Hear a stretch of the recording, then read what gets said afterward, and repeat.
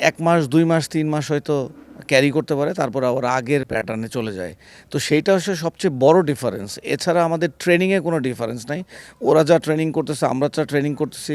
BPL আমরা দেখি প্রায় আপনি অনেক বড় তারকার সঙ্গে কাজ করেন। আমি যদি ভুল না করে থাকি আপনি নিজেও ৫টা বিপিএল ট্রফি জিতেছেন ট্রেনার হিসেবে। সেই সাকিব থেকে শুরু করে মাশরাফি।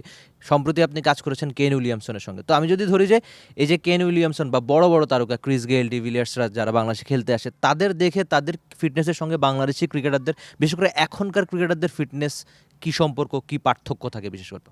সব মশার বিরুদ্ধে সুরক্ষা দিতে এলো বসুন্ধরা এক্সট্রিম অ্যারোসল। মশার বিরুদ্ধে এক্সট্রিম সুরক্ষা।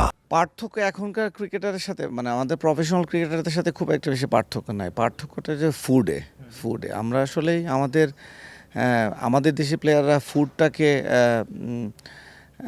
এইটা ওরা যদি একটা আমরা ওদেরকে বলি ওরা নিজেরা অনেক ডিসিপ্লিন, হ্যাঁ, ফুডের ব্যাপারে। কিন্তু তারপরেও ওদের যেমন বাই বর্ন এটা মেনটেন করে আসতেছে। কিন্তু আমাদের দেখা গেছে যে আমি ওদেরকে অ্যাডভাইস করলাম বা ওরা চিন্তা করলো যে আমি ফুড কন্ট্রোল করব, ঠিক আছে, হেলদি ফুড খাওয়ার চেষ্টা করব।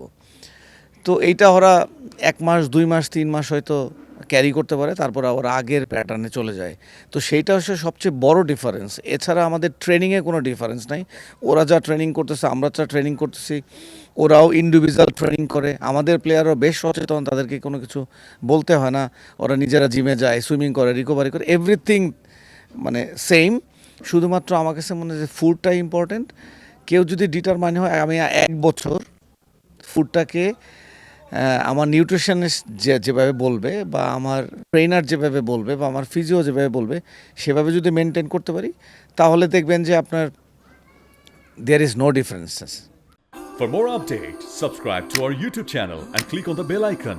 Follow us on Facebook and Instagram. Download T-Sports app to enjoy exciting games and highlights. Visit tsports.com.